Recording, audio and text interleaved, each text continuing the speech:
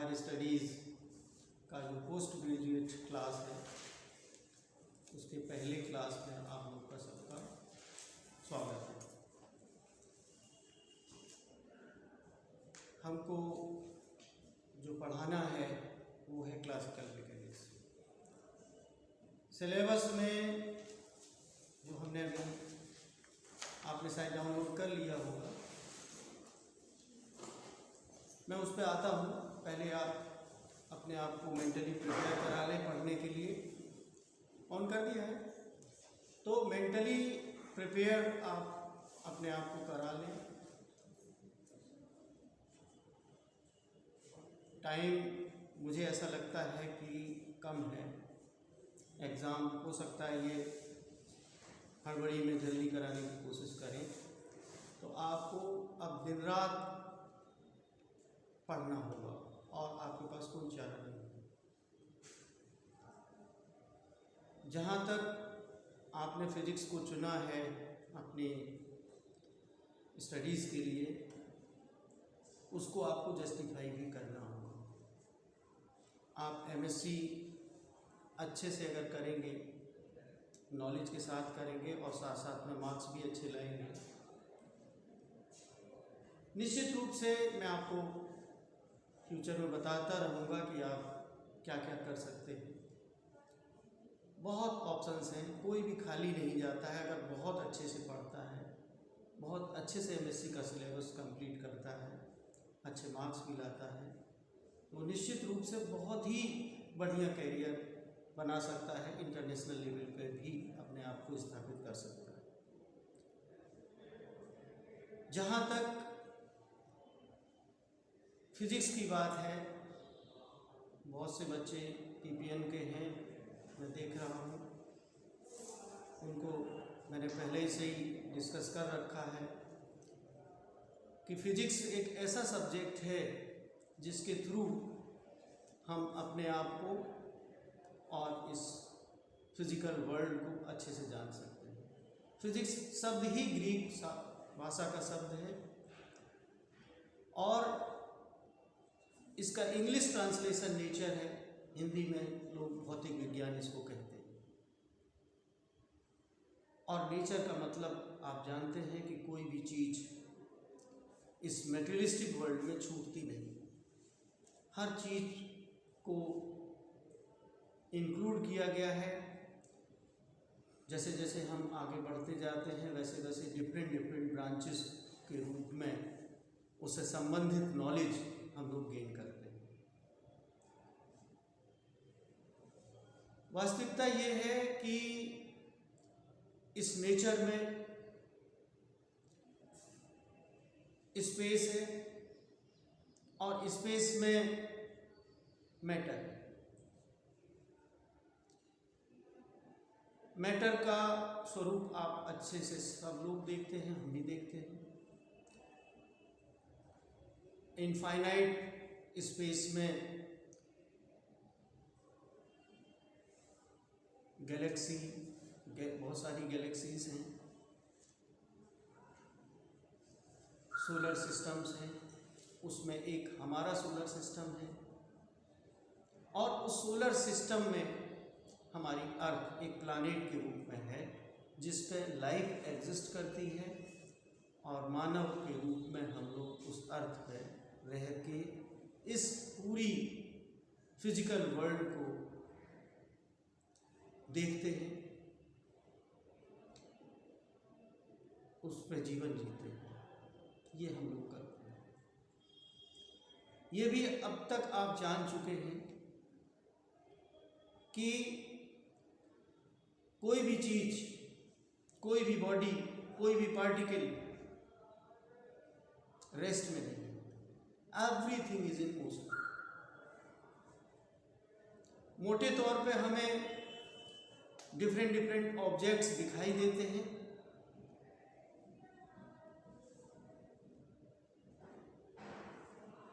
Motion के कई प्रकार हैं, ये आप जानते हैं।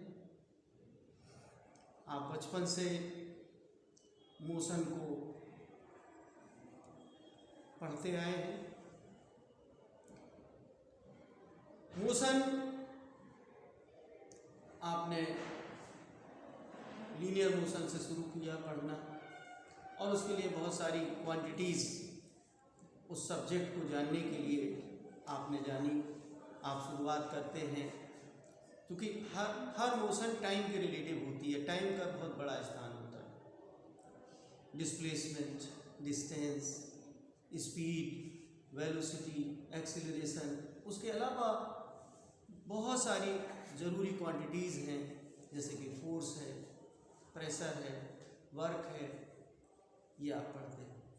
एक चीज़ और आप जान चुके हैं कि सारा जो फिजिकल वर्ल्ड है या मटेरियलिस्टिक वर्ल्ड है वो एनर्जी और मैटर के रूप में एग्जिस्ट करता है। यानी जो भी यहाँ पे कहते हैं कर्म ही सब कुछ होता है, कर्म महान है, और कर्म का मतलब वर्क फिजिक्स के पॉइंट ऑफ व्यू से हम बोलेंगे। और वर्क के बारे में आप जानते हैं capacity of doing work is energy. अगर कोई भी बॉडी, कोई भी पार्टिकल इस यूनिवर्स में मूव करता है तो without energy it is not possible. Einstein ने तो उसको इक्विवेलेंस कहा है, मास एनर्जी इक्विवेलेंस, एक रिलेशन दिया E=mc²। तो मास और एनर्जी दो रूप हैं इस डायनेमिक फिजिकल वर्ल्ड के लिए। मोशन होती है तो एनर्जी के कारण होती है, और मोशन जिसकी होती है वो मैटर होता है, डिफरेंट बॉडीज ऑब्जेक्ट्स के फॉर्म में, ये आप जानते हैं। अब हम उस पॉइंट पे आते हैं कि जब हमारी पास 100 साल पहले या 200 साल पहले साइंटिफिक जो नॉलेज थी वो वीक थी, तो हम लोग सिर्फ यूं ही चीज़ों को चलते फिरते देख लेते थे और अपनी ज़िंदगी जी लेते थे। शुरुआती जो वैज्ञानिक हैं जैसे गैलीलियो हैं, केपलर हैं, न्यूटन हैं, इन्होंने बॉडीज़ के मोशन को देखना शुरू किया बारीकी से, और जब देखा उसको समझा, और समझने के बाद न्यूटन ने लॉज ऑफ मोशन दिए। आप जानते हैं अच्छे तरीके से 3 लॉज दिए हैं जिन पे आधारित अब तक आप पढ़ते आए हैं। लॉ ऑफ इनर्शिया कहलाता है फर्स्ट लॉ, दूसरा लॉ ऑफ फोर्स या rate of change of momentum equal to applied force, तीसरा लॉ एक्शन और रिएक्शन का। इन्हीं तीनों में सारी मोशन को उन्होंने बांधा, इसी से आप परिचित होते हैं। तो न्यूटन के जो लॉज हैं साधारण तौर पे क्लासिकल लेवल पे हम लोग अच्छे तरीके से परिचित हो चुके हैं। आपका हायर एजुकेशन का जो स्टेप है, आप पहला वाला चल चुके हैं, आपने बीएससी पास की है। अब आप ये जान लीजिए कि जो आपको बॉडीज दिखाई देती है, चाहे ये दिख रहा है आपको या आपको ब्लैक बोर्ड दिखाई दे रहा है, कोई भी ऐसी चीज नहीं है जो मैटर के रूप में ना एग्जिस्ट करती हो। और अगर मैटर एग्जिस्ट नहीं करेगा तो इस फिजिकल वर्ल्ड का कोई मतलब नहीं रह जाता। मैटर नहीं होगा तो क्या होगा? खाली स्पेस होगा। जब मैटर नहीं होगा तो हमारा फिजिकल बॉडी भी नहीं होगी। क्या होगी हमारी फिजिकल बॉडी? हमारी बॉडी भी मैटर से ही मिलकर मैटर की ही बनी हुई है। जब मैटर की बनी हुई है बॉडी, अगर मैटर विहीन हम जाने तो हम किस रूप में होंगे? निराकार रूप में होंगे। ये निश्चित बात है कि हम होते हैं, हमेशा होते हैं। ये रियलाइजेशन की चीज़ है। जो नॉन मेटेरियलिस्टिक है वो रियलाइजेशन की चीज़ है, और जो मेटेरियलिस्टिक है वो देखने और समझने की चीज है, ये साइंस है। ठीक है। अब अगर कोई चीज कहीं भी है इस यूनिवर्स में तो स्पेस में ही होगी। अब स्पेस कैसा है ये हम लोगों ने 3 डायमेंशंस में उसको जाना। वैसे तो हम अपनी पहचान के लिए लंबाई, चौड़ाई, ऊंचाई बोल देते हैं। मैथमेटिकली आप कहते हो कि 3 कोऑर्डिनेट्स होती हैं, X, Y, Z. Cartesian coordinate system के हिसाब से हम एक काल्पनिक सिस्टम बनाते हैं जिसमें एक्स, वाई और जेड एक्सेस दिखाते हैं और एक ऑरिजिन दिखाते हैं। उसकी लोकेशन बताते हैं, बॉडी की कहीं होगी, उसके कोऑर्डिनेट्स बताते हैं एक्स, वाई, जेड, और टाइम, क्योंकि टाइम के बदलने पे हो सकता है मूव करके कहीं और चली गई होगी। तो जहाँ भी उसकी लोकेशन बताई जाएगी तो वहाँ पे coordinates X, Y, Z assign किए जाएंगे। इसको स्पेस कहते हैं। स्पेस में उसकी स्थिति का रिप्रेजेंटेशन है, टी टाइम का रिप्रेजेंटेशन है, और हम लोग कहते हैं कि स्पेस टाइम कोऑर्डिनेट्स है। कहने को आपके पास जान चुके हैं आप, और भी कोऑर्डिनेट सिस्टम्स होते हैं। एग्जाम्पल के तौर पे 2 डायमेंशंस में पोलर कोऑर्डिनेट्स होते हैं जिसमें आप आर थीटा से रिप्रेजेंट कर सकते हो in place of X, Y. आप स्फेरिकल पोलर कोऑर्डिनेट्स जानते हैं, आर थीटा फाई में आप रिप्रेजेंट करते हैं in place of X, Y, Z. अगर स्फेरिकल मोशन है और उसमें आर कांस्टेंट है तो वेरिएबल्स की संख्या थीटा फाई कम हो जाती है। मतलब एक कम कर सकते हो, सिर्फ 2 वेरिएबल बचते हैं स्फेरिकल पोलर कोऑर्डिनेट्स में। जबकि एक्स, वाई, जेड कोऑर्डिनेट्स आप लोगे तो आपके 3 वेरिएबल्स होंगे। तो कई बार ऐसा होता है कि कार्टेशियन कोऑर्डिनेट सिस्टम के बजाय आप अदर कोऑर्डिनेट सिस्टम्स फॉलो करते हैं। मैं आपको एक चीज़ बताना चाहता हूँ कि आपका जो सिलेबस है उस सिलेबस पे एक बार हम निगाह डालते हैं। आपने अब तक न्यूटोनियन मैकेनिक्स के अलावा कुछ नहीं पढ़ा। जो पढ़ा न्यूटोनियन मैकेनिक्स को लेके ही पढ़ा। हाँ, थ्योरी ऑफ रिलेटिविटी में आपने स्पेशल थ्योरी ऑफ रिलेटिविटी पढ़ी, वहाँ पे आपने स्पेस में लेंथ, टाइम और मास के वेरिएशन को भी पढ़ा था। ठीक है। लेकिन क्लासिकल मैकेनिक्स लेवल पे जो नॉन रिलेटिविस्टिक मोशंस हैं, अभी तक जब से आपने पढ़ना शुरू किया है फिजिक्स में, न्यूटोनियन मैकेनिक्स को ही डील करते रहे हैं। तो पहला जो क्लासिकल फिजिक्स में पॉइंट लिखा हुआ है, रिव्यू ऑफ न्यूटोनियन मैकेनिक्स। मुझे आपको शायद नहीं पढ़ाना चाहिए टाइम के हिसाब से। तो न्यूटोनियन मैकेनिक्स आपको मैंने कहा था कि बुक परचेज कर लेना। जिसने बुक परचेज कर ली है तो बहुत अच्छा किया है। तो जस्ट आप न्यूटोनियन मैकेनिक्स को रिव्यू करें, दोबारा देखें। रिव्यू का मतलब दोबारा उसको देख डालें कुछ आगे बढ़ने से पहले। उसके बाद जो नेक्स्ट टॉपिक है वो कंस्ट्रेंट्स का है, CONSTRAINTS। कंस्ट्रेंट्स शब्द से आप शायद परिचित होंगे। कंस्ट्रेंट्स परिचित है ना, स्टैटिस्टिकल मैकेनिक्स में कंस्ट्रेंट्स आए थे, लेकिन अभी क्लासिकल मैकेनिक्स में हम लोग देखेंगे। ये कंस्ट्रेंट्स बहुत इंपॉर्टेंट टॉपिक है, MSc प्रीवियस के पेपर में आता है। छोटा सा है, शॉर्ट आंसर के लिए होता है। उसके बाद इन्होंने डीएलएम्बर्ट्स प्रिंसिपल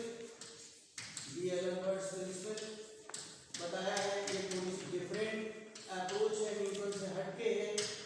तो ये शुरुआत होगी आपकी डीएलएम्बर्ट्स प्रिंसिपल से। एक न्यू अप्रोच है प्रॉब्लम्स को डील करने का। उसके बाद जनरलाइज्ड कोऑर्डिनेट्स है आपके कोर्स में। क्या है?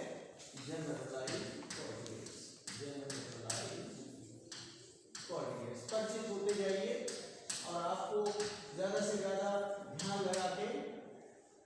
समझना ही है, इसके अलावा आपके पास दूसरा कोई ऑप्शन नहीं है।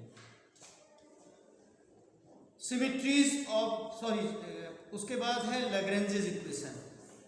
मैं आपको बताना चाहता हूँ एक दूसरी अप्रोच है जो लैग्रेंज ने दी है, जिसमें आपको न्यूटन लॉज को लगाने की जरूरत नहीं है।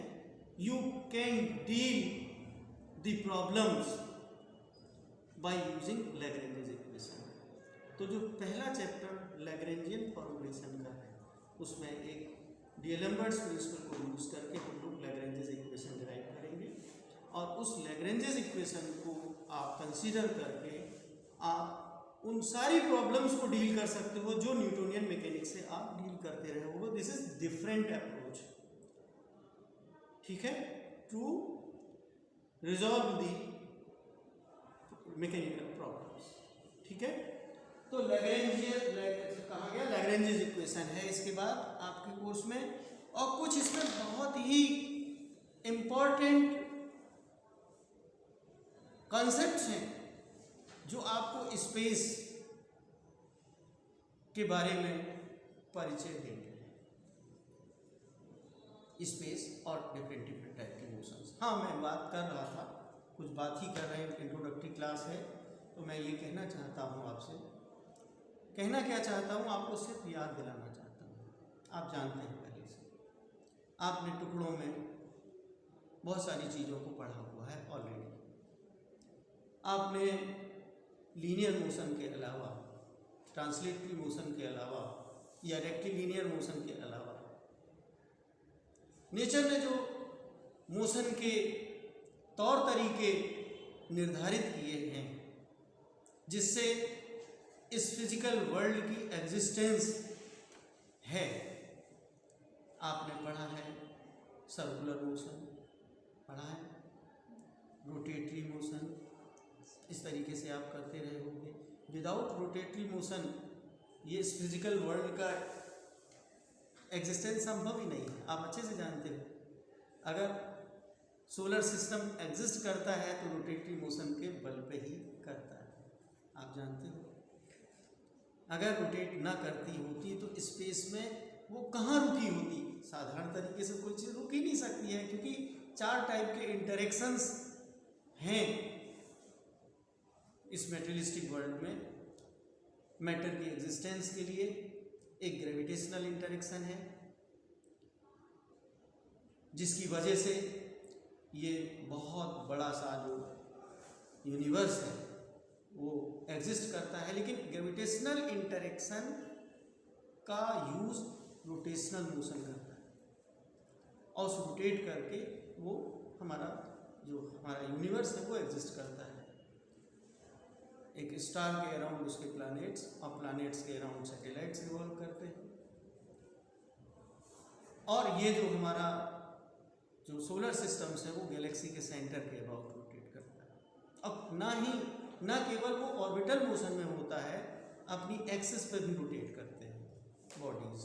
इस तरीके से उसकी जो स्टेबिलिटी है यूनिवर्स की, वो इस रूप में बनी रहती है, ये आप जानिए। इसके अलावा आप मैटर में भी जाते हैं, तो आप ये जानते हो कि इलेक्ट्रोमैग्नेटिक इंटरेक्शन है, इलेक्ट्रोस्टैटिक जो फोर्स लगता है न्यूक्लियस और इलेक्ट्रॉन्स के बीच में, उससे एटम की जो एग्जिस्टेंस है वो बनी रहती है। अगर है तो ऑर्बिटल मोशन, ऑर्बिट में रिवॉल्व करते हैं इलेक्ट्रॉन्स, लेकिन एक इलेक्ट्रोस्टैटिक फोर्स जो चार्जेस के बीच में, क्योंकि एक फैक्ट चार्ज भी दिया है नेचर ने, तो उससे वो एग्जिस्ट करता है एटम। उसके अलावा चूंकि चार्ज जब मोशन में होता है उसके अराउंड मैग्नेटिक फील्ड भी डेवलप हो जाता है, तो इलेक्ट्रोमैग्नेटिक इंटरेक्शन इन जनरल हो लग जाता है, क्योंकि magnetism is always associated with a moving charge. और मोस्टली आप जानते हो कि मोशन में ही होती हैं ज़्यादातर चीज़ें, मतलब पार्टिकल्स। और न्यूक्लियस की स्टेबिलिटी जब बात करते हैं तो वहाँ पे स्ट्रॉन्ग इंटरेक्शन या न्यूक्लियर इंटरेक्शन है, उसके अलावा इलेक्ट्रोवीक इंटरेक्शन है। तो ये इस तरीके से पूरा हमारा फिजिकल वर्ल्ड एग्जिस्ट करता है। ये आप जानना बहुत जरूरी है। मोटे तौर पे ये जो स्ट्रक्चरल इंफॉर्मेशन बहुत पुरानी नहीं है। आप जानते हैं न्यूट्रॉन की डिस्कवरी 1932 में हुई है, यानी एटम का स्वरूप मतलब इसके 100 साल पहले ठीक से पता भी नहीं था। हम लोग जो बाहरी तरीके से मोशंस को देखा करते थे, बड़ी छोटी हर प्रकार की बॉडीज को मूव करते हुए, तो उस समय की रिक्वायरमेंट जो भी थी मोशन को समझना था, और समझने के लिए न्यूटन ने जब उनको जो समझ में आया उसको नियमों में बांध दिया, और नियमों के तहत बहुत सारा काम चलने लगा। क्योंकि केवल स्टडी का मतलब जानना ही नहीं होता है, उस ज्ञान का उपयोग हम अपने एडवांस में, अपनी लाइफ में एडवांसमेंट के लिए भी करते हैं, डिवाइसेस बनाते हैं। कितना सारा डेवलपमेंट, जैसे हमारा साइंस का डेवलपमेंट होता गया, व्हीकल्स बनने लगे, अन्यथा तो लोग पैदल चलते थे, सिर्फ भागते थे, दौड़ते थे, घोड़े की सवारी करते थे, रथ पे चलते थे, हाथी पे चलते थे, ऊँट पे चलते थे, अभी भी चलते हैं, अभी भी कुछ लोगों का अपना शौक़ है। फिर उसके बाद पता चला स्टीम इंजन बना, डीजल इंजन बना, पेट्रोल इंजन बना। ये डेवलपमेंट धीमे धीमे इसी पदार्थ जगत को जानने के बाद होते हैं। उसके बाद हमने ये देखा कि मैटर का कॉन्स्टिट्यूट क्या है, उसको और तोड़ेंगे, कितना छोटा होगा, कितना छोटा होगा और कितना छोटा होगा। तो उसी चक्कर में एटम के बारे में पहुंच गए, और एटम को हम रिसर्च बढ़ाने लगे, पूरी एटॉमिक फिजिक्स बन गई, स्पेक्ट्रोस्कोपी, एटॉमिक स्पेक्ट्रोस्कोपी बन गई, न्यूक्लियस वाला न्यूक्लियर फिजिक्स बन गए। लेकिन मैं आपको जो बताना चाहता हूँ कि सबसे जो बेसिक मैकेनिक्स है वो क्लासिकल मैकेनिक्स, तो वो तो और एडवांस्ड है। क्वांटम मैकेनिक्स के बारे में भी कभी हम इसी तरीके से बेसिक हम डिस्कस करेंगे, क्योंकि एक चैप्टर हमें लास्ट का आपको पढ़ाना है। लेकिन हो सकता है कि आपको रटने वाले अंदाज में वो अपना सेल्फ स्टडी में उतना मज़ा ना आए, तो हम बीच में जैसा एक आध चैप्टर ख़त्म करने के बाद फिर हम इंट्रोडक्शन दे देंगे, ओवरऑल चैप्टर बाद में पढ़ा देंगे। तो मैं ये कहना चाह रहा था कि बहुत सारी टाइप के फोर्सेस बनते हैं, बहुत प्रकार की सिमिट्रीज होती हैं, आइसोट्रोपिक इस तरीके की बातें हैं। सिमिट्री कैसे हम उपयोग लाएंगे अपने मतलब स्टडीज़ में, जब हम किसी मतलब सिस्टम को स्टडी करेंगे, तो किस टाइप के सिस्टम्स होते हैं, किस टाइप के फोर्सेस जिनको बारे में आपने सुना नहीं। जैसे एक इसमें गायरोस्कोपिक फोर्सेस दिए हुआ है, इसको हम लोग जानेंगे कि गायरोस्कोपिक फोर्सेस क्या होते हैं। इसके अलावा डिसिपेटिव सिस्टम्स के बारे में तो आपने सुना ही है, जहाँ पे एनर्जी का डिसिपेशन होता है। आपने फ्रिक्शनल फोर्सेस पढ़े हैं, विस्कस फोर्सेस पढ़े हैं, तो ये कोई बहुत डिफ़िकल्ट चीज़ नहीं है, ये आपको आसानी से समझ में आ जाएगी डिसिपेटिव सिस्टम्स के बारे में। एक इन्वेरियंस शब्द आपने सुना होगा, सुना है आपने, रिलेटिविटी में पढ़ा ही होगा।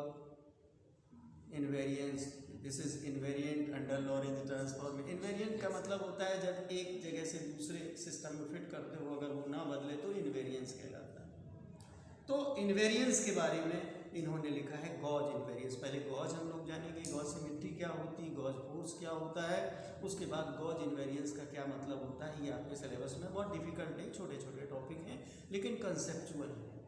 इसको जान के आपको अंदर से खुशी महसूस होगी कि एक नई चीज़ हम अपने नेचर के बारे में या फिजिक्स के बारे में जान रहे हैं। फिजिक्स को मैं नेचर कहूँगा ज़्यादा अच्छा।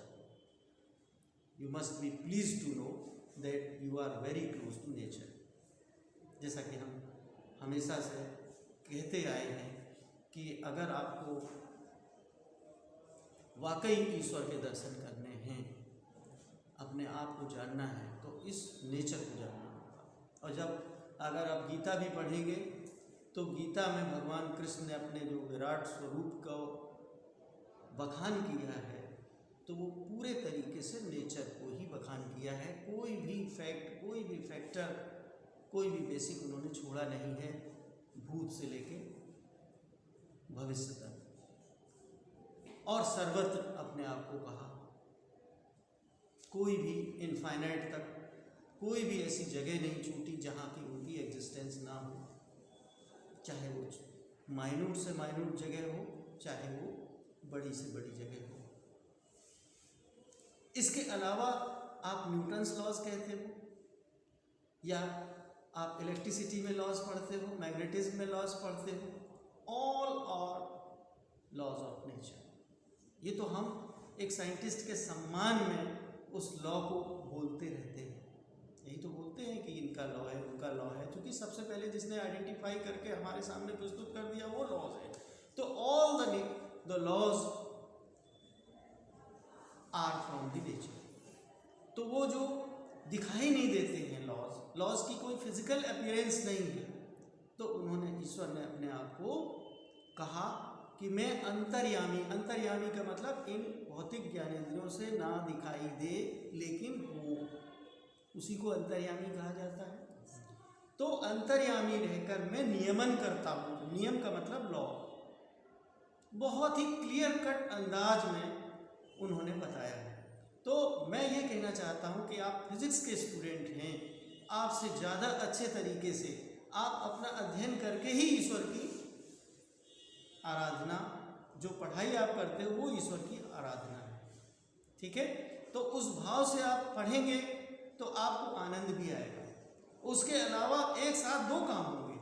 जब हम इस ज्ञान का उपयोग करेंगे प्रैक्टिकल पॉइंट ऑफ व्यू से, इंडस्ट्रियल पॉइंट ऑफ व्यू से, तो वो एक सिस्टम को एडवांसमेंट देता जाएगा, तो वो जॉब के लिए भी आपका संरक्षित होता जाएगा, और आपकी जो अनिश्चितता है लाइफ के प्रति वो खत्म हो जाएगी।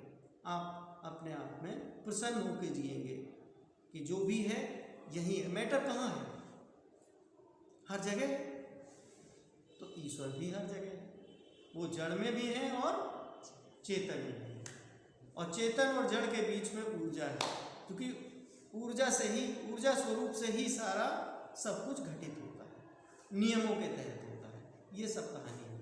अब मैं आपको आगे बताना चाहता हूँ कि जैसे हमने कहा कि जनरलाइज्ड कोऑर्डिनेट्स, कितने लोगों ने पहले से पढ़े हैं यूजी लेवल पे जनरलाइज्ड कोऑर्डिनेट्स? कितने लोग जानते हैं जनरलाइज्ड कोऑर्डिनेट्स के बारे में? हाथ उठा के बताएं। क्या पीपीएन के स्टूडेंट्स भी नहीं जानते? जनरलाइज्ड कोऑर्डिनेट्स नहीं जानते? कुछ बताने की कोशिश की थी, अनइम्पोर्टेंट टॉपिक छोड़ के। आप ऐसी चीज़ें हैं जो हर समय पूरे क्लासिकल मैकेनिक्स में इस्तेमाल होनी है, इसलिए मैं पूछ रहा हूँ। क्या किसी को नहीं पता जनरलाइज्ड कोऑर्डिनेट्स क्या है? एक्चुअली आपको मैंने अभी कहा कि कोऑर्डिनेट सिस्टम्स होते हैं। कार्टेशियन कोऑर्डिनेट सिस्टम आपने सुना। देखिए, स्पेस को स्टडी करने के लिए आपको एक काल्पनिक फ्रेम की आवश्यकता होती है। वो लोहे लकड़ी का बना हुआ फ्रेम नहीं होगा, काल्पनिक हमने दिशाएं मान ली हैं जिनको अक्षों के रूप में, एक्सिस के रूप में हम मान लेते हैं कि वो एक्स एक्सिस हो गई, ये वाई एक्सिस हो गई और जेड एक्सिस। बेसिक जो कोऑर्डिनेट सिस्टम है वो कार्टेशियन कोऑर्डिनेट सिस्टम है, ठीक है। इसके अलावा हमने अब नाम बताएंगे, इनको सबको इंट्रोडक्टिव में डिस्कस करने की जरूरत नहीं, ये अपने आप पढ़ेंगे। एक पोलर कोऑर्डिनेट सिस्टम हमने बताया, आर थीटा होता है। स्फेरिकल पोलर कोऑर्डिनेट सिस्टम होता है, सिलिंड्रिकल कोऑर्डिनेट सिस्टम होता है, कर्वीलिनियर कोऑर्डिनेट सिस्टम होता है, होते ही सब। इनकी जरूरत कुछ रही होगी तभी तो ये कोऑर्डिनेट सिस्टम डेवलप करे गए होंगे, ये आप जान लीजिए। होता क्या है कि जब हम किसी बॉडी की बात करते हैं, व्हाट इज बॉडी, हम बॉडी के मोशन को स्टडी करेंगे। आप मैकेनिक्स में करोगे क्या? मोशन को डिस्कस करोगे। मोशन किसका होगा? बॉडी का होगा, ऑब्वियसली बॉडी का होगा। बॉडी किसी भी शेप में होगी। मोस्टली हम रिजिड बॉडी को कंसीडर करते हैं। रिजिड बॉडी क्या होती है? बॉडी बनती है छोटे छोटे पार्टिकल से। अगर मोशन के बावजूद, चाहे वो लीनियर मोशन में हो चाहे रोटेशनल मोशन में हो, जिन पार्टिकल से मिलके बनी है उनके बीच की जो रिलेटिव स्पेस है या डिस्टेंस है वो अगर कांस्टेंट बनी रहे मोशन के बावजूद तो हम उसको रिजिड बॉडी कहते हैं। यानी हमारे सामने कोई बॉडी है, बहुत सारी पार्टिकल से बनी है, इसमें सपोज पार्टिकल 1 है, पार्टिकल 2 है, हमने कहा ith पार्टिकल है, ये jth पार्टिकल है। अब ये ith पार्टिकल और jth के बीच का जो वेक्टर डिस्प्लेसमेंट है rij कह दिया। क्या कह दिया? rij। इफ rij नीचे हमने सफिक्स लगा दिया है, remains constant throughout the motion, before और after the motion, then you can say it is rigid body. आप यही तो कहोगे। बॉडी क्या है? System of particles. थोड़ा सा माइन्यूटली हम देखना चाहते हैं उसको। एक बॉडी को है तो बॉडी को हम बहुत सारे पार्टिकल्स, और पार्टिकल्स ज्यादातर आप क्या लेते हो? N particles. यही तो आप लेते हो। एन पार्टिकल से मिलके बनी है बॉडी, हम ये कहेंगे। इसके अलावा हम क्या कहेंगे? और इन एन पार्टिकल्स को डिस्क्राइब करने के लिए आपको एन कोऑर्डिनेट्स की जरूरत पड़ेगी कि नहीं? कितने कोऑर्डिनेट्स की? अगर स्पेस में कहीं है, ये इसके बगल में जरूर है लेकिन डिफरेंट जगह तो है हर पार्टिकल। तो अब आपको मैं ये कहना चाहूंगा कि ये बॉडी है, सपोज करते हैं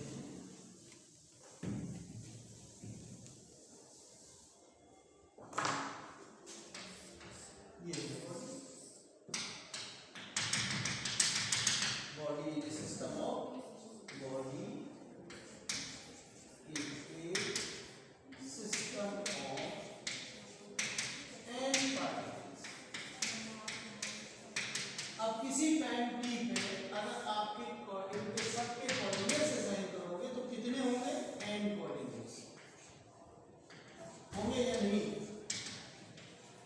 n पार्टिकल्स हैं, कोऑर्डिनेट्स कितने होंगे? कार्टेशियन कोऑर्डिनेट सिस्टम के हिसाब से एक पार्टिकल को रिप्रेजेंट करने के लिए कितने कोऑर्डिनेट चाहिए? x y z 3।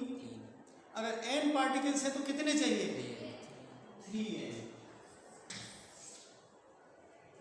3n coordinates चाहिए। आप तुले हुए हो हर पार्टिकल्स के कोऑर्डिनेट असाइन करने में। हमें अच्छे से समझना है बॉडी की मैकेनिक्स को, इस चक्कर में आप हैं। ठीक है?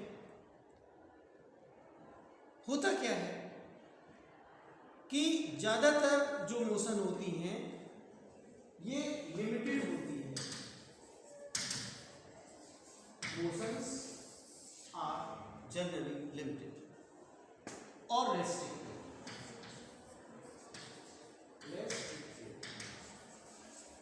ठीक है? Generally motion of system of particles और द बॉडी इज लिमिटेड और रिस्ट्रिक्टेड। तो जो लिमिटेशंस हैं या रेस्ट्रिक्शंस हैं बॉडी के मोशन में, इन्हीं को कंस्ट्रेंट्स कहा जाता है। मैं कंस्ट्रेंट्स आप अलग से पढ़ेंगे, इन्हीं को आप कंस्ट्रेंट्स कहते हैं। क्या कहते हैं? कंस्ट्रेंट्स। अगर उसमें इस सिस्टम को रिप्रेजेंट करने के लिए कंस्ट्रेंट्स की संख्या स्मॉल m है, तो उतने आपके जो वेरिएबल्स हैं या डिग्रीज ऑफ फ्रीडम है वो कम हो जाएंगे। हम कह रहे हैं कि इसको कोऑर्डिनेट्स को डिग्री ऑफ फ्रीडम भी बोलते हैं। आप क्या कहते हो? Degree of freedom. तो अब बचेंगे कितने? 3n minus n। ठीक है ना? एक्चुअली कोऑर्डिनेट्स की संख्या होनी चाहिए 3n, but we know that generally the motion of particles or particle are limited or restricted. Due to these restrictions, the number of degrees of freedom or coordinates are reduced. By how much? If you consider restrictions are small m in number, then 3n minus m is the difference. तो इसको हम अगर ये कह देते हैं f संख्या है तो उन कोऑर्डिनेट्स की संख्या घट जाएगी। अब मैं आपको बता दूं, कंस्ट्रेंट्स आप अपने आप भी पढ़ सकते हो उसमें। तो अब हम जो x y z r theta के बजाय जनरलाइज्ड कोऑर्डिनेट्स को आप q से रिप्रेजेंट करते हो। किससे? q से रिप्रेजेंट करते हो।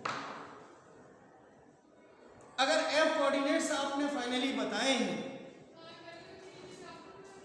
तो आप कहोगे q1 q2 q3 qi qk qf, इतने कोऑर्डिनेट्स। तो यही कोऑर्डिनेट्स जनरलाइज्ड कोऑर्डिनेट्स, हमने जनरलाइज कर लिया। लिमिटेशंस को या कंस्ट्रेंट्स को कंसीडर करते हुए जो minimum number of degrees of freedom बचे हैं इनको हमने जनरलाइज्ड कोऑर्डिनेट्स कहा। ठीक है। और एक्चुअली वो हम ये नहीं कहते हैं कि वो उस पर डिपेंड नहीं करते, क्योंकि हमारा जो ओल्ड कंसेप्शन तो आर का है, आर में वो एक्स वाई जेड होते हैं। तो हम ऐसे लिख सकते हैं एक्स आई ith पार्टिकल के लिए निकाल सकते हैं x i equal to transformation equation है x i equal to x i two one two, इसी तरीके से y i equal to y i two one two one, z i equal to z i two one two one. इस तरीके से आप generalised coordinates को आप बोल देते हैं। ये सिर्फ एक बात ये समझ लीजिए। एग्जाम्पल हम एक बात देना चाहते हैं आपको, रेस्ट्रिक्शंस कैसे आते हैं। जैसे एग्जाम्पल के तौर पर मैं समझना चाहता हूँ कि एक वो है सर्कुलर पाथ पर मूव कर रहा है, सिंपलेस्ट एग्जाम्पल है, कोई पार्टिकल यहाँ से यहाँ पहुँचता है, पहले यहाँ था अब यहाँ पहुँचा, पहले इसके x1 y1 कोऑर्डिनेट्स थे, ये x है ये y है, यहाँ पर जाके वो x2 y2 हो गया। तो आप देखिए कि x1 का मतलब यही हुआ, x1 y1 का मतलब ये हुआ, इसी तरीके से x1 ये हुआ और x2 ये हुआ, y2 ये हुआ। समझ रहे हो कि नहीं? अगर हम इसमें चूंकि सर्कुलर पाथ पे मूव कर रहा है, हम इसको एक्स वाई के बजाय आर थीटा कहें और यहाँ पे एंगल थीटा 1 है, यहाँ पे एंगल थीटा 2 है, तो यहाँ पे आप कहोगे कोऑर्डिनेट आर थीटा 1 है और यहाँ पे आर थीटा 2, क्योंकि ये रेस्ट्रिक्शन है कि सर्कुलर पाथ पे मूव करेगा तो इसकी रेडियस कांस्टेंट हो गई। तो वेरिएबल आपने रिड्यूस किया, एक कांस्टेंट लगा तो दो के बजाय वेरिएबल एक हो गया, यही कांस्टेंट होता है। कोई अगर चीज रोड पे चल रही है तो रोड के ऊपर नीचे नहीं जाएगी, एक स्ट्रेट लाइन में चलेगी तो हम उसको घटा सकते हैं। एक तार पे कोई चीज फिसल रही तो फिसल रही है। हाँ ये है, जैसे मान लिया एक बहुत बड़ा स्फीयर है और उसमें कोई चीज लुढ़क रही है, काफी दूरी तक लुढ़की, लेकिन उसके बाद वो निकल के बाहर गिरी जाके, ये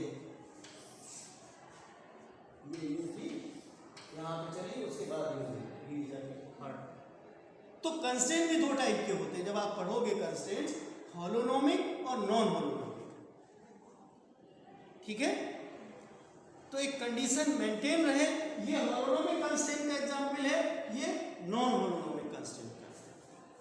वैसे तो रियोनोमिक और स्क्लेरोनोमिक भी होते हैं, टाइम पे डिपेंड करने वाले, टाइम पे नहीं डिपेंड करने वाले। इसके अलावा कंस्ट्रेंट्स कंजर्वेटिव और नॉन कंजर्वेटिव भी होते हैं। जहाँ एनर्जी कंजर्व रहे तो कंजर्वेटिव कहलाएंगे, और जहाँ एनर्जी नहीं कंजर्व रहे वो नॉन कंजर्वेटिव कहलाएंगे। मैं रीड नहीं कर रहा हूँ बुक में, आपके लिए घर का काम दे रहा हूँ। आप जनरलाइज्ड कोऑर्डिनेट्स में, आप एमएससी के स्टूडेंट्स हैं, मैं चाहता तो मैं एक एक करके लाइन पढ़ता, लेकिन जब हमने इतने सरल तरीके से आपको समझाने की कोशिश की है तो आप स्टोरी की तरह आप कंस्ट्रेंट्स भी पढ़ेंगे। हमने सारे नाम ले दिए हैं, आप अपने हिसाब से डिज़ाइन करके लियोनोम कंस्ट्रेंट्स करेंगे। 3n-m के अलावा कुछ नहीं, उसको समझाने में जगह भर जाती है। होलोनोमिक, नॉन होलोनोमिक, उसके अलावा रियोनोमिक, स्क्लेरोनोमिक, और उसी में और एक क्लास बना दिया कंजर्वेटिव और नॉन कंजर्वेटिव। जनरलाइज्ड कोऑर्डिनेट्स भी आप पढ़ लेंगे कि डिग्रीज ऑफ फ्रीडम या नंबर ऑफ वेरिएबल्स रिड्यूस हो जाते हैं जब कंस्ट्रेंट्स उसमें लगते हैं, और उनका नोटेशन भी हमने क्यू से कहा है कि एक डिनोट करने के लिए एक जनरलाइज्ड कोऑर्डिनेट हम क्यू से डिनोट करके चलेंगे। जब प्रॉब्लम आएगी तो क्यू आपका एक्स वाई जेड भी हो सकता है, आर थीटा भी हो सकता है, कुछ भी हो सकता है, but you have to consider generalize coordinates in general in classical mechanics.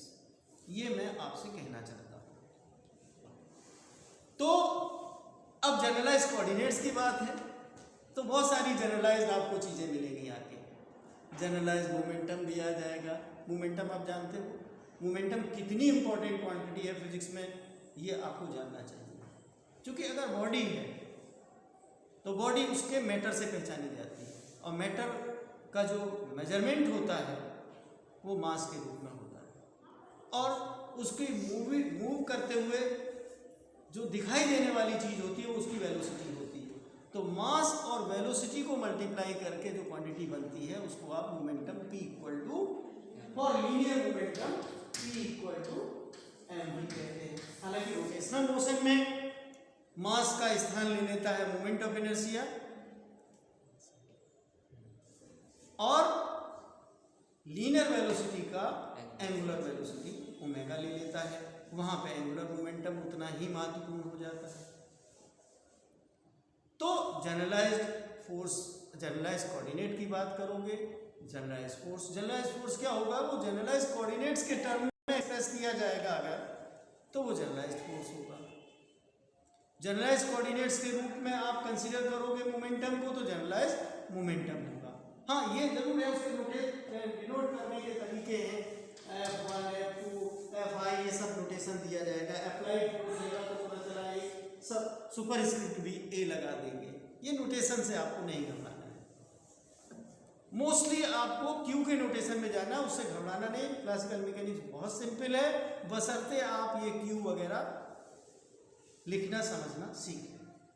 तो अब इसमें स्पेस की एनालिसिस भी करी गई है मैकेनिक्स में। बिना सिमेट्री के समझ में नहीं आती है चीज़ें, सिमेट्री के पॉइंट ऑफ व्यू से भी सब लोग देखते हैं।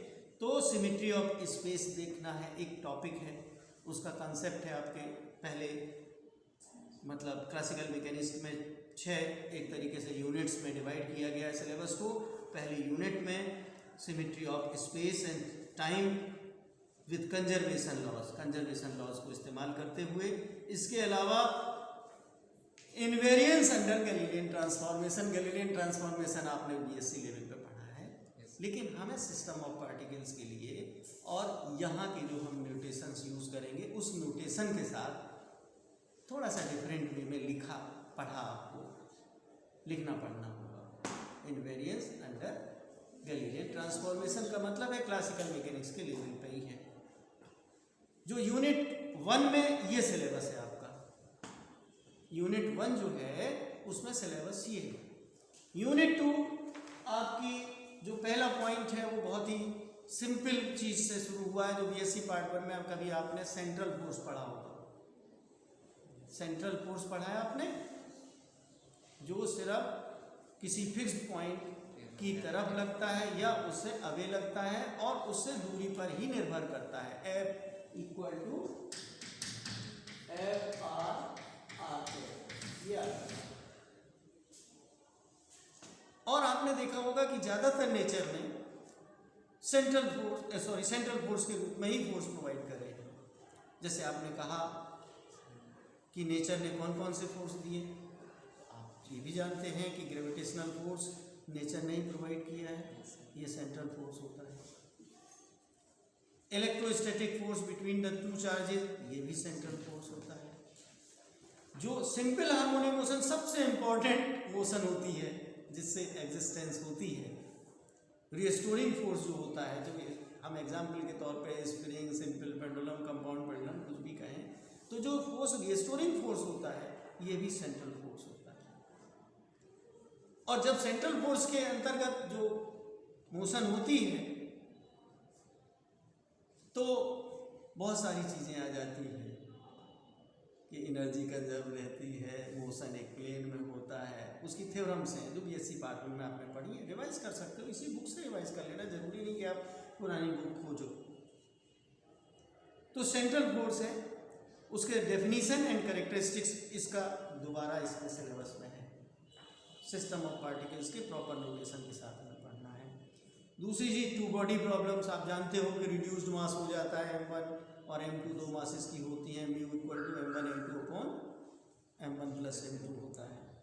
उसके बाद इन्होंने जनरल एनालिसिस ऑफ ऑर्बिट्स, जो चीज़ें आपने बीएससी पार्ट 1 में छोड़ दिया था कि जो हमारे प्लैनेट्स इन्वॉल्व करते हैं, जो ऑर्बिट बनती है उनकी एनालिसिस और उसकी फिजिक्स आपको डिटेल में पढ़नी होगी। केपलर्स लॉज पढ़ेंगे, आपने उस समय रट लिया कि इलिप्टिकल ऑर्बिट्स में मतलब रिवॉल्व करते हैं प्लैनेट्स। अब आपको इसकी फिजिक्स पूरी तरीके से डेरिवेशन के साथ पढ़नी है, इलिप्स की इक्वेशन डिराइव करके देखनी है।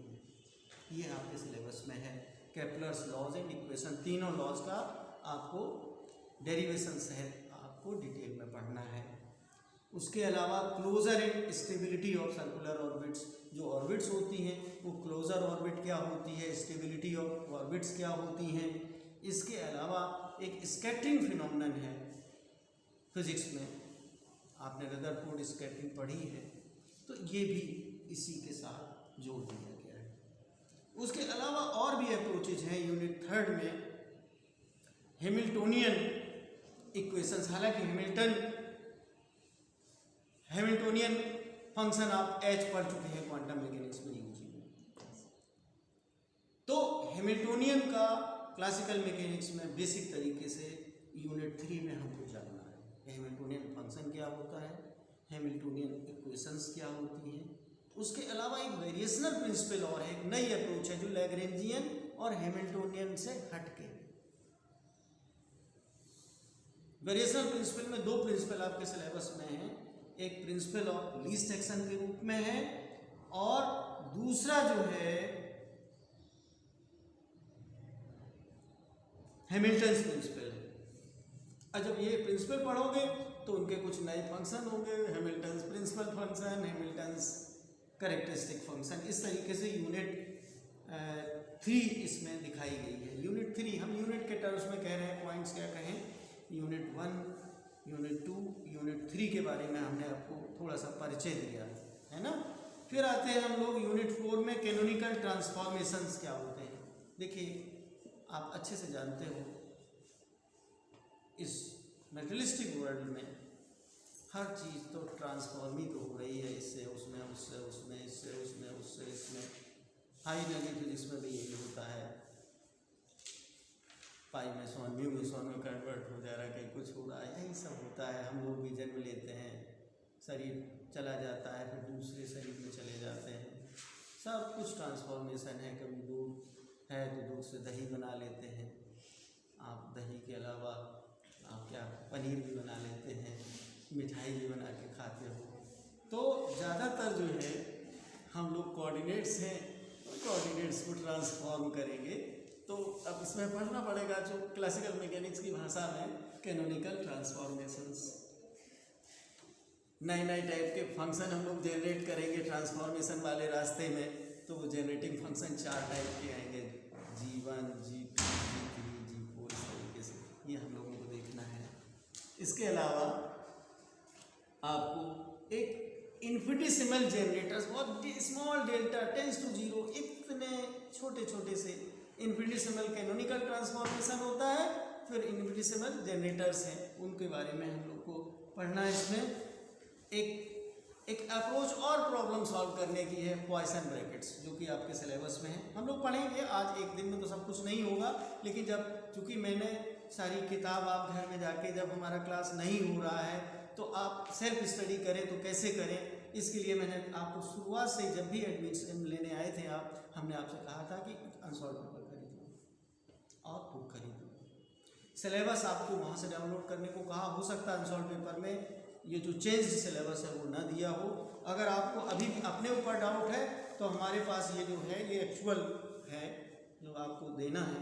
आपको पता ही है 80 मार्क्स के 4 पेपर होंगे इसमें, ठीक है, 320 हो गया प्लस 180 का प्रैक्टिकल होगा। इस तरीके से आपका 500 मार्क्स का पूरा एग्ज़ाम का पैटर्न है आपका। इसके बाद हम लोग पॉइसन ब्रैकेट्स, एंगुलर मोमेंटम और पॉइसन ब्रैकेट के साथ संबंध क्या होता है ये इसमें दिया हुआ है। नई अप्रोच हैं उसमें से एक और अप्रोच है नेक्स्ट वाली यूनिट में, हैमिल्टन जैकोबी थ्योरी। एक हैमिल्टन और जैकोबी ने मिलकर एक थ्योरी प्रॉब्लम्स को डील करने की दी है। बहुत डिफिकल्ट नहीं है, हम लोग पढ़ेंगे सीक्वेंस में। फिर हार्मोनिक ऑसिलेटर को हम लोग एक प्रॉब्लम के रूप में दिया है कि हैमिल्टन जैकोबी थ्योरी से हम हार्मोनिक ऑसिलेटर का प्रॉब्लम है हैमिल्टन जैकोबी मेथड से दो प्रॉब्लम को भी हम सॉल्व करेंगे।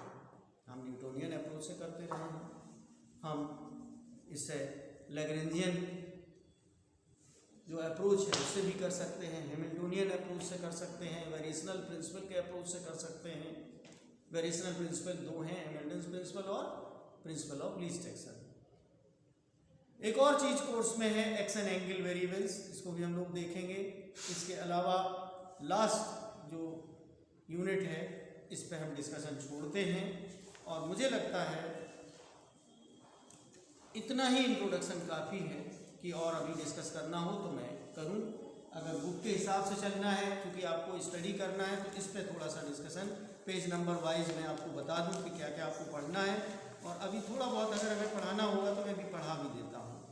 देखिए, इसमें जो पहला आपको चैप्टर दिखाई दे रहा होगा, पहला चैप्टर आपको दिख रहा होगा, आप बुक निकाल लीजिए, न्यूटोनियन मैकेनिक्स इंट्रोडक्टरी आइडिया। ये अपने आप पढ़िए, मैं अपने आपके साथ इसको नहीं पढ़ रहा हूँ, क्योंकि जिस हिसाब से टाइम है जरूरी है। आप भी इसको सिर्फ रीड कर लीजिए, एग्जामिनेशन पॉइंट ऑफ व्यू से इम्पोर्टेंट कतई नहीं है। लेकिन जब तक हमें न्यूटोनियन मैकेनिक्स आती नहीं है तब तक आगे हम बढ़ के नई अप्रोच को कैसे सीखेंगे। अब आते हैं हम लोग 27 पेज पे हमारे बुक में, ये चैप्टर 2 लैग्रेंजियन डायनामिक्स करके इसमें दिया हुआ है ना? क्या दिया है? अब इन्होंने एक इंट्रोडक्शन दिया है। इंट्रोडक्शन अगर आप नहीं भी पढ़ेंगे तो आपका काम चल जाएगा, क्योंकि इंट्रोडक्शन जिस ढंग से हमने दिया है इतना काफ़ी है। इंट्रोडक्शन तो एग्जाम में पूछा नहीं जाएगा। नेक्स्ट, बेसिक कॉन्सेप्ट्स में सबसे पहले इन्होंने शुरुआत की कोऑर्डिनेट सिस्टम में। तो इन्होंने मतलब कार्टेशियन कोऑर्डिनेट सिस्टम तो सबका जाने पहचाने, उसको लिखा नहीं, सीधा इन्होंने पोलर कोऑर्डिनेट से शुरू किया है। फिर उसके बाद स्फेरिकल, सबको समरी के रूप में लिख दिया है। फिर degree of freedom, configuration space क्या होता है, इसको अपने अंदाज में लिखा है। ये आप अपने आप पढ़ सकते हो हैं। क्यू के रिप्रेजेंटेशन से आपको घबराना नहीं है, एक्स वाई जेड और आर की जगह डी क्यू वाई लिख देते हैं। ये स्पेस एक उसको है। कंस्ट्रेंट्स क्या होते हैं इसको आप स्वयं पढ़ डालिए, इसके नोट्स बना लीजिए, एग्जामिनेशन में बहुत इंपॉर्टेंट है, करीब करीब हर बार एग्जाम में आते हैं। ये पेज नंबर 29 पे था हमारे में। और उसके बाद नॉन होलोनोमिक कंस्ट्रेंट्स क्या होते हैं, रियोनोमस या स्क्लेरोनोमस क्या है, कंजर्वेटिव डिसिपेटिव क्या है, ये भी आप अपने आप पढ़ लेंगे, एक एक लाइन में लिखा हुआ है। उसके बाद हम लोग आते हैं ये some more examples of holonomic and non holonomic constraints, इसको भी आप कर लीजिएगा। इतना लेवल में मान के चल रहा हूँ आपका है। पहला रिजिड बॉडी होलोनोमिक कंस्ट्रेंट्स का एग्जाम्पल है, इसको आप पढ़ लीजिए। भाई आप जो सेपरेशन है आप आई और जे पार्टिकल के लिए करते हो तो उनके कोऑर्डिनेट्स एक्स आई एक्स जे कहते हो, तो उनका डिफरेंस एक्स जे माइनस एक्स आई तो लिखोगे। इसी तरीके से वाई जे माइनस वाई आई लिखोगे, Z J minus Z I. तो इन्होंने इसी तरीके से लिख दिया है, सी आई जे स्क्वायर इक्वल टू, इससे नोटेशन से घबराना नहीं, ये आप अपने आप पढ़ेंगे। फिर इन्होंने simple pendulum with rigid support, जैसे length of the pendulum remains constant, वो भी कांस्टेंट हो गया कि नहीं? तो ये होलोनोमिक कंस्टेंट का है। रोलिंग डिस्क है, नॉन होलोनोमिक कंस्टेंट का एग्जाम्पल है। फोर्सेस ऑफ कंस्टेंट क्या होते हैं, यू कैन रीड योरसेल्फ, है ना। Difficulties introduce by constraints and their removal, अगर नहीं भी पढ़ोगे मैं बाद में डिस्कस कर दूंगा, कोई बात नहीं। लेकिन जो एग्जाम्पल्स हैं इसके, ये सारे पढ़ डालिए। इसमें कई एग्जाम्पल्स, 8-9 एग्जाम्पल्स हैं, इनको रीड जरूर कर लीजिए, इससे आपका कंसेप्ट कंस्ट्रेंट्स का क्लियर होगा। फिर एग्जाम्पल 2 है, इसको भी आप कर डालिए, पलटते जाइए, देखते जाइए सीरियसली। उसके बाद जनरलाइज कोऑर्डिनेट्स इसमें दिए हुए हैं, आप देख लीजिए रीड करके। the name generalized coordinates is given to a set of independent coordinates sufficient in number to describe completely the state of configuration of a dynamical system. वही Q1 to Qn इन्होंने लिखा हुआ है, जो भी लिखा है, फिर इन्होंने उसी के 3n-m को समझाया है। हमने जानबूझ के वही नोटेशन आपको डिस्कस किए जो आपके बुक में लिखा हुआ है। हम m की जगह कुछ और ले सकते थे, लेकिन हमने वही लिया जो आपको बुक में दिया। फिर आता है प्रिंसिपल ऑफ वर्चुअल वर्क। हमें लग रहा टाइम है 5 मिनट में प्रिंसिपल ऑफ वर्चुअल वर्क बता दें। जब तक प्रिंसिपल ऑफ वर्चुअल वर्क नहीं जानेंगे तब तक आप डीएलएम्बर्ट्स प्रिंसिपल नहीं समझ पाएंगे। थके तो नहीं है? तो मैं बताता हूँ। अब हम लोग प्रिंसिपल ऑफ वर्चुअल वर्क, यहीं से आपकी शुरुआत होगी। Principle of virtual work, real शब्द आप जानते हैं, वर्चुअल शब्द भी जानते हैं। प्रिंसिपल ऑफ वर्चुअल वर्क, ठीक है। आप वर्क तो जानते हो, force into displacement, F dot D. Differential part में आप डी डब्ल्यू इक्वल टू जानते हैं, F डॉट डी, ठीक है। मैंने ये कहा कि कोई सिस्टम ऑफ पार्टिकल्स है, बहुत सारे।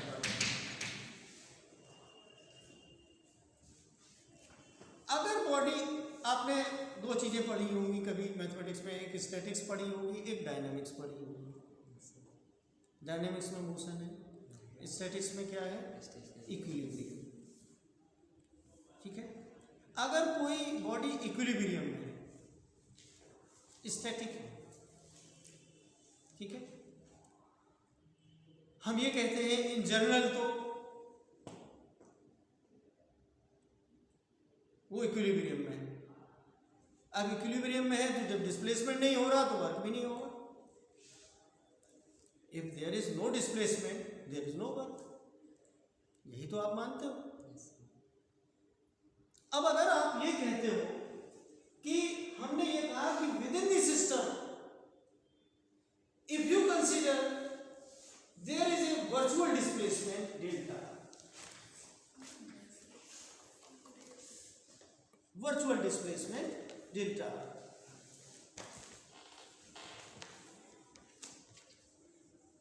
अगर कोई वर्चुअल डिस्प्लेसमेंट डेल्टा आर है तो हमें वर्चुअल वर्क कंसीडर करना होगा। There is virtual displacement on ith particle, कोई एक ही पार्टिकल कंसीडर करेंगे, एक साथ तो सारे पार्टिकल्स हम कंसीडर करेंगे नहीं। तो जो वर्क डन होगा वो एफ आई डेल्टा आर आई होगा। हमने आईएफ पार्टिकल पे हमने एफ आई पार्टिकल कंसीडर किया, ठीक है। तो इसको आप क्या करोगे? डेल्टा करोगे। अगर पूरे बॉडी की बात करोगे तो आप यहां पे सिग्मा लगाओगे, आई इक्वल टू,